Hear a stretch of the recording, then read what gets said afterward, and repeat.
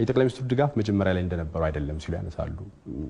የጠቅላይ ሚኒስትሩ ብቻ ሳይሆን እንደ አጠቃላይ መንግስት ሆነ ማለት እንችላለን። መጀመሪያ ላይ የነበረው ድጋፍ ይታወቃልና ድጋፉ እየቀነሰ መጥቷል የሚሉ ማህበራዊ ሚዲያውን ጨምሮ በጣም በብዛት እናያለን። የድጋፍ መጨመርና መቀነስ ያሳስቦታል ክቡር ጠቅላይ ሚኒስትር? እንደው ምናልባት ተጽዕኖም ጭምር ይፈጥሮበታል በሂደቱ ላይ? እንግዲህ እኛ ሀገር ድጋፍ የሚለካበት ዳታ የሚሰበሰብበትና የሚጠናበት መንገድ የራሱ ውስንነት አለው። ሶሻል ሚዲያ ላይ የሚነገረውን እንደ እውነት እና እውቀት ከወሰድክ የእውነትና የእውቀት መለኪያ እሱ ከሆነ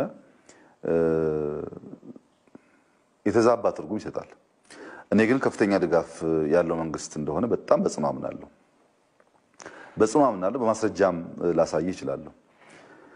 የኢትዮጵያ የለውጥ መንግስት ከፍተኛ የህዝቦች ድጋፍ፣ ህዝብ ማለት ፌስቡክ የሚጠቀም በየሚዲያው የሚናገር ሳይሆን ማሱ ሰፊው ህዝብ ከፍተኛ ድጋፍ ያለው መንግስት ነው። ለዚህ ማረጋገጫው ለምሳሌ 5 ቢሊዮን ችግኝ በክረምት እንትከል ያልነውን የአሜሪካው ፕሬዝዳንት ቢያስቡት አያሳኩትም።